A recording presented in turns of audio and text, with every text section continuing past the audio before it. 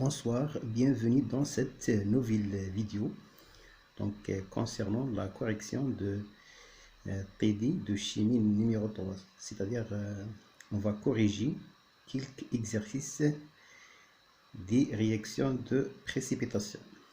On commence par l'exercice 1. Dans cette vidéo, on va essayer de corriger deux exercices. Exercice 1 et exercice 2. Donc voilà, ici exercice 1. Condition de précipitation, soit une solution CaCl2 à 0,01 mol par litre.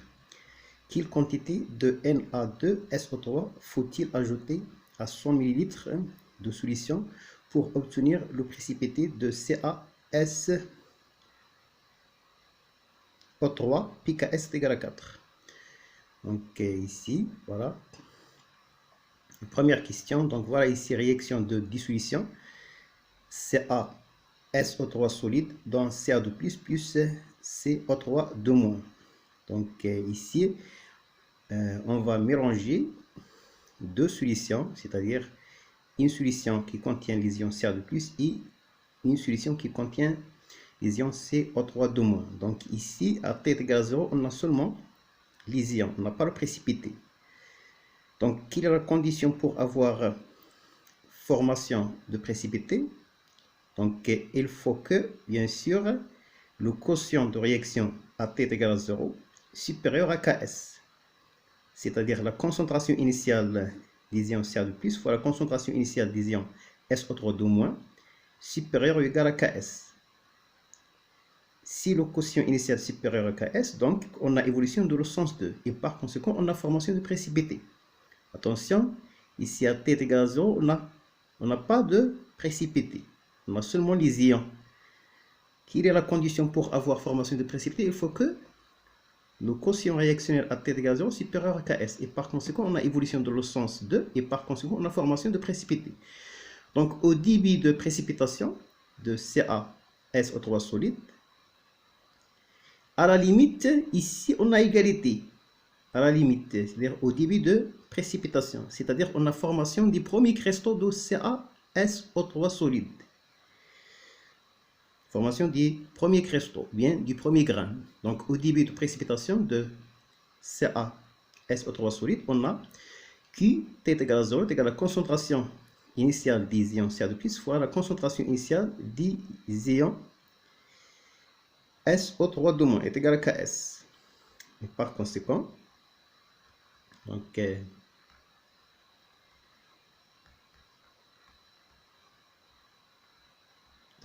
voilà. Et par conséquent, la concentration initiale des ions SO3 est égale à Ks sur la concentration initiale des ions Ca2+.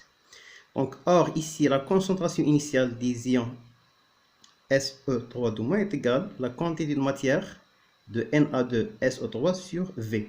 Si on suppose que Na2SO3 est totalement soluble. Donc ici, 1 mol de Na2SO3 donne 1 mol des ions. Donc après la dissolution, donne 1 mol des ions SO3 Donc implique la concentration. Bien sûr, on va remplacer ici la concentration de SO3 par Na2SO3 sur V est égal à Ks sur Ca de plus. On trouve que la quantité de matière Na2SO3 mise en solution est égale à Ks vu sur Ca de plus. Donc, application numérique. Donc, application numérique, voilà ici. La concentration initiale des ions Ca2+ est égale à 0,01 mol par litre. On suppose que le sel CaCl2 est totalement solide. Donc ici, 1 mol de CaCl2 donne 1 mol des ions Ca2+. Donc voilà.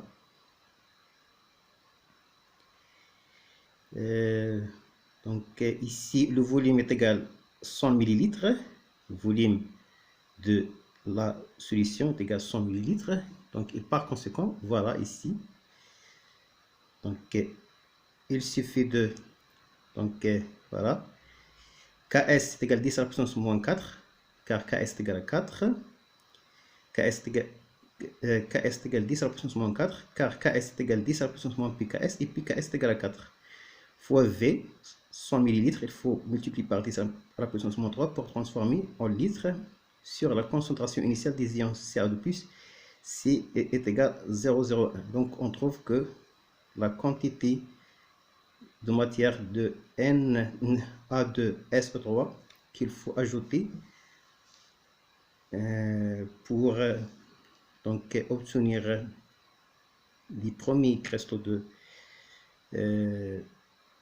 CaSO3 est égal à 10 à la puissance moins 3 mol. Voilà. Question 2. Soit une solution de FeCl2 de concentration C, l'ion Fe3 plus aqueux est un acide de pKa, FeOH2 3 plus, FeOH2 plus est égal à 2,2. Attention ici, Fe3 plus aqueux, c'est quoi Fe3 plus aqueux? Si l'ion Fe3 plus lie à une molécule d'eau. Fe3 plus aqueux, si FeOH2 3 plus. Donc c'est un acide, donc il est capable de donner un proton H+. Donc il donne un proton H+, et une base FeOH2+. Ici, calculer le pH de débit de précipitation de FeOH3, on donne pKs est égal à 38. Donc voilà.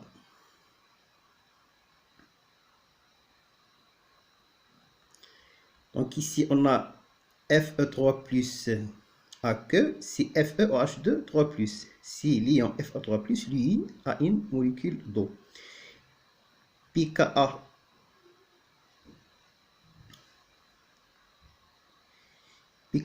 de FeOH3 plus FeOH2 plus est égal à 2,2. Donc voilà, est égal à 2,2.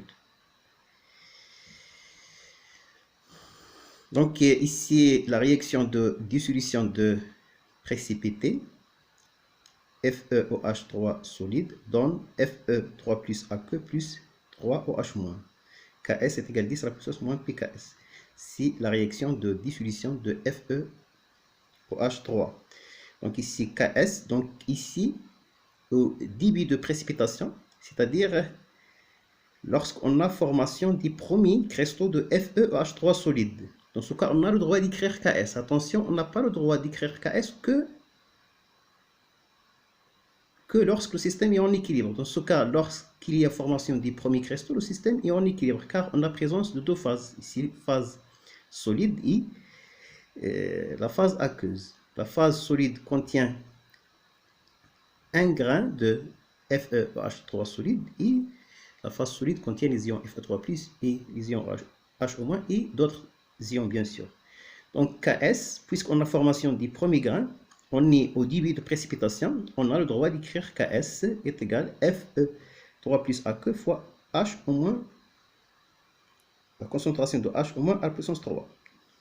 Donc, et par conséquent, au débit de précipitation, on a Fe3 plus aqueux est égal à Ks sur H- à la puissance 3. Donc c'est clair. Donc d'autre part, attention, d'autre part, on a quoi? Donc FeOH2 3 plus, si FeOH2 3 plus, si Fe3 plus aqueux, c'est un acide. Donc il se transforme en. Donc voilà la réaction, l'équation de la réaction de l'acide avec l'eau. Donc FeOH2 3 plus H2O donne FeOH2 plus H3 plus. Donc la constante d'équilibre de cette réaction, c'est Ka. C'est Ka du couple FeOH2 3 plus FeOH2 plus. Donc Ka est égal à H fois la concentration de FeOH2 plus sur la concentration de FeOH2 3 plus. FeOH2 3 plus, c'est Fe3 plus. Donc il faut faire attention. Donc ici H est égal à la concentration des ions H3 plus. Attention ici H la concentration des ions H3+ est égale à la concentration des ions FeOH2+. La concentration des ions H3+ est égale à la concentration des ions FeOH2+. Attention, si on néglige l'autoprotolyse de l'eau, c'est-à-dire on suppose que les ions H3+ issus de l'autoprotolyse de l'eau sont négligeables. Attention, il faut faire attention, on néglige l'autoprotolyse de l'eau si, bien sûr, dans ce cas, si pH inférieur ou égal à 6,5. Il faut vérifier que le pH trouvé est inférieur à 6,5.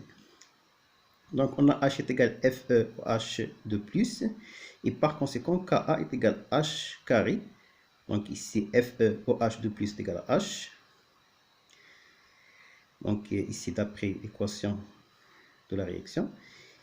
Donc, toujours, on rappelle que FeOH de 3 plus est égal à Fe3 plus. AQ, ici, AQ, ici.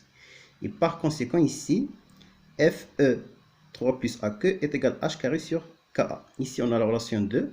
Et on a déjà trouvé la relation 1. Donc, ici, par identification. Donc, ici, voilà. On trouve donc 1 et 2. Donc, H carré sur Ka est égal à Ks sur H au moins à la puissance 3. Donc, est égal à Ks sur Ke à la puissance 3 fois H à la puissance 3. On utilise le produit ionique de l'eau. Ke est égal à concentration de H au moins fois concentration de H3+. C'est-à-dire, concentration de H au moins est égale à Ke sur concentration de H3+. Et par conséquent, donc, H carré sur Ka est égal à Ks sur Ke à la puissance 3 fois H3. Donc, on va simplifier par H carré. Donc, on obtient 1 sur Ka est égal à Ks sur Ke à la puissance 3 fois H. Donc, H est égal à Ke à la puissance 3 sur Ks fois Ka. Donc, H est égal à 10 à la puissance moins 42. Ke, toujours, on rappelle que Ke est égal à 10 à la puissance moins 14 à 25 degrés Celsius. Toujours, on travaille à 25. Ks est égal à 10 à la puissance moins pKs. Pks est égal à 38. Et Ka est égal à 2,2. Donc, pardon, pKa est égal à 2,2 et Ka est égal à 10 à la puissance moins pKa. Donc, est égal à 10 à la puissance moins 2,2. Donc, on trouve que H est égal à 10 à la puissance moins 1,8 mol par litre. Donc, et par conséquent, pH est égal à moins log H. Donc, pH est égal à 1,8. Donc, ici, vraiment, donc, on vérifie bien que l'autoprotolyse de l'eau est négligeable. Car ici, pH est égal à 1,8 inférieur à 6,5. Donc, ici, l'autoprotolyse de l'eau est négligeable. Donc, deuxième, donc, question B. On déduire la valeur de C. C'est-à-dire la valeur de C correspond au débit de précipitation de FeOH OH3. Toujours, attention, FeCl2, on suppose que FeCl2, c'est un sel totalement soluble. Donc, il faut calculer la concentration C de FeCl2 correspond au débit de précipitation de FeOH3.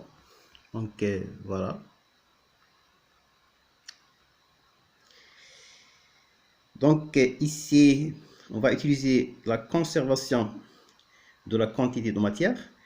Donc, les ions Fe3 plus AQ issus de la dissolution, qui résulte de la dissolution.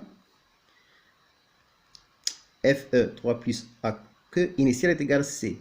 Donc, est égal à C. Pourquoi? Car ici, FeCl3 est un sel totalement soluble. Donc, après la dissolution, donc, bien sûr, 1 mol de FeCl2 donne, donc après la dissolution, donne 1 mol de d'ion Fe3+, et 3 mol d'ion Cl-, car ici on suppose que le sel est totalement soluble.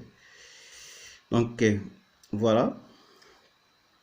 Donc, ici, la concentration initiale d'ion Fe3+ est égale à C. Mais attention, Fe3+ AQ a un caractère acide. Donc, une partie des ions Fe3 plus aqueux, ici de la dissolution de FeCl3, se transforme en FeOH2+. Donc, ici, Fe3 plus aqueux a un caractère acide. Une partie se transforme en FeOH2+, et une partie reste sous forme de Fe3 plus aqueux. Donc ici, la conservation de la quantité de matière dans C est égal Fe3 plus aqueux plus FeOH2, plus FeOH2+. Donc, or, Ka, on utilise Ka du couple Fe3 plus aqueux FeOH2+. Donc, Ka est égal H fois FeOH2+, c'est-à-dire H fois la concentration des ions FeOH2+, sur la concentration des ions Fe3 plus aqueux. Donc, FeOH2+, la concentration des ions FeOH2+, est égale Ka sur H fois la concentration des ions Fe3 plus aqueux. Donc, il est clair. Donc,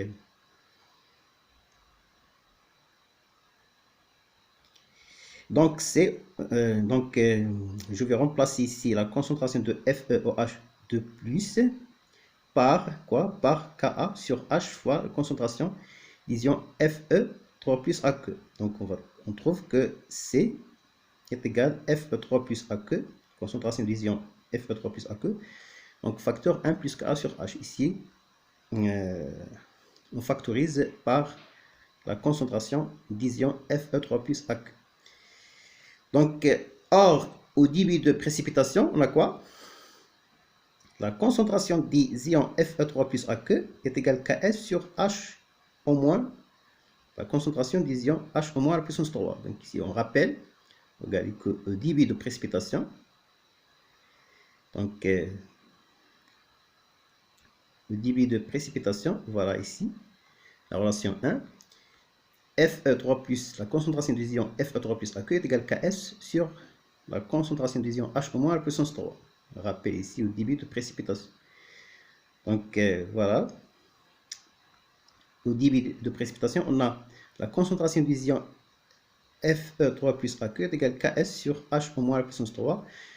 Donc ici, on va remplacer, je vais remplacer la concentration des ions H au moins par Ke sur H, c'est-à-dire par Ke sur concentration des ions H3+, c'est-à-dire on utilise le produit ionique de l'eau, donc est égal Ks fois H3 sur Ke à la puissance 3. On utilise le produit ionique de l'eau. Donc, et par conséquent, C est égal quoi? C est égal Ks fois H à la puissance 3 sur Ke à la puissance 3. Donc, facteur 1 plus Ka sur H. Ici, on a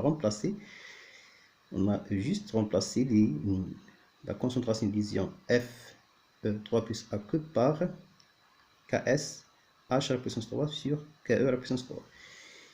On implique que C est égal Ks fois H à la puissance 3 sur Ke à la puissance 3 plus Ks Ka fois H à la puissance 2 sur Ke à la puissance 3. Donc on trouve C égale quoi? Est égal Ks sur Ke à la puissance 3 facteur H3 plus Ka fois H carré. Donc, application numérique, C est égal 10 à la puissance moins 38 sur 10 à la puissance moins 42 fois 10 à la puissance moins 5,4 plus. Donc, voilà, juste l'application numérique. On trouve C à peu près égal 5,56 fois 10 à la puissance moins 2 mol par litre. Donc, exercice 2.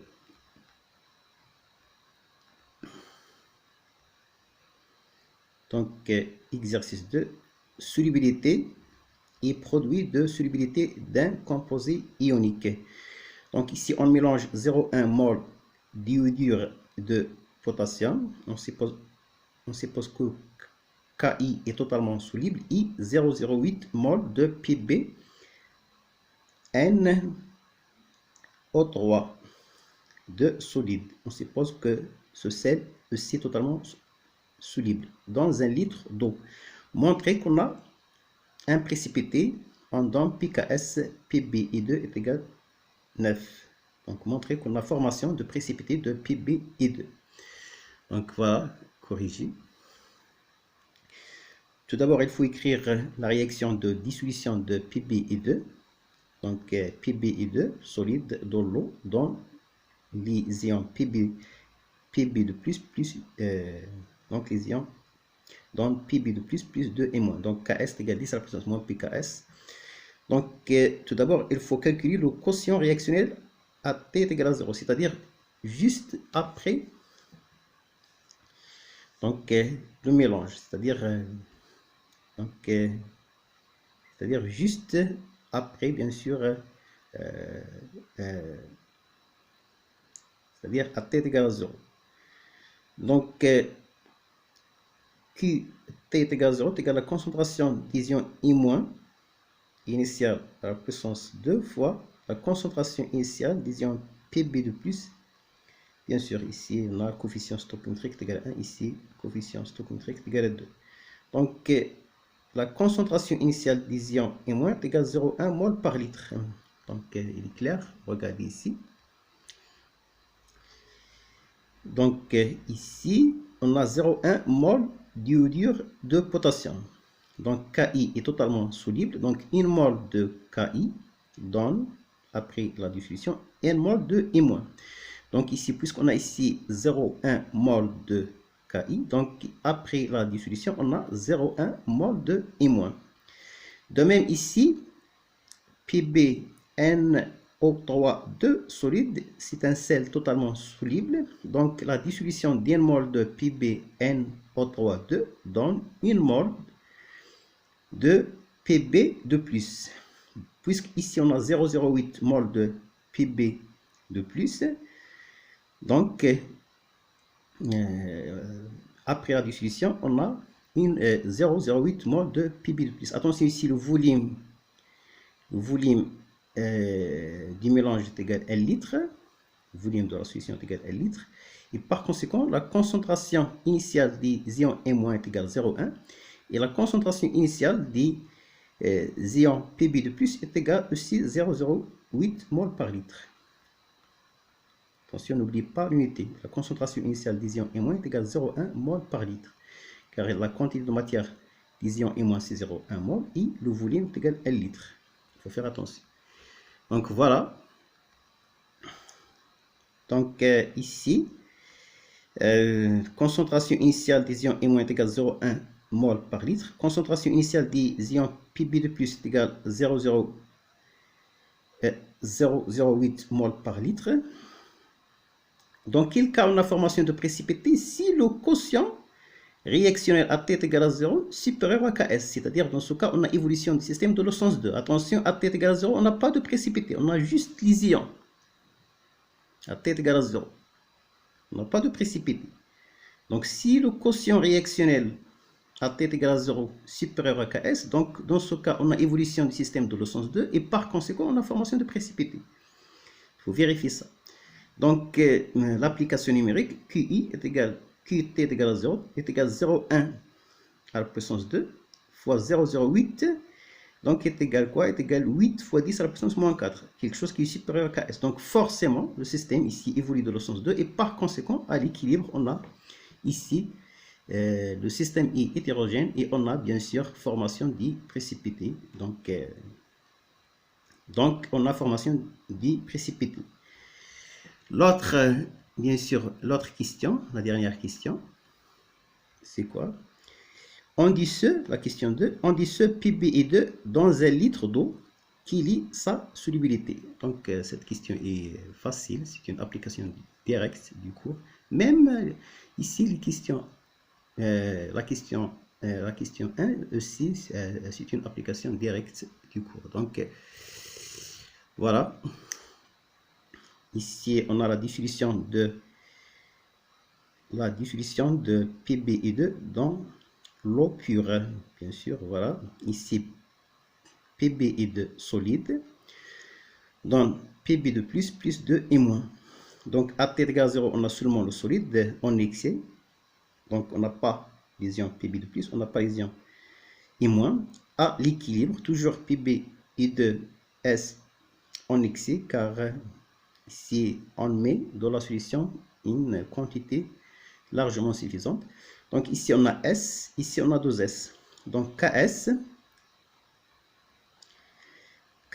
est égal à la concentration à l'équilibre des ions M- au carré est égal 2S, concentration des ions M- à l'équilibre si 2S, si 2S au carré, fois la concentration des ions Pb de plus à l'équilibre à la puissance 1. Donc la concentration des ions Pb de plus à l'équilibre, c'est S. Donc fois S est égal 4S3. Donc implique Ks sur 4 est égal S3. Donc S est égal Ks sur 4 à la puissance 1 sur 3. Donc application numérique.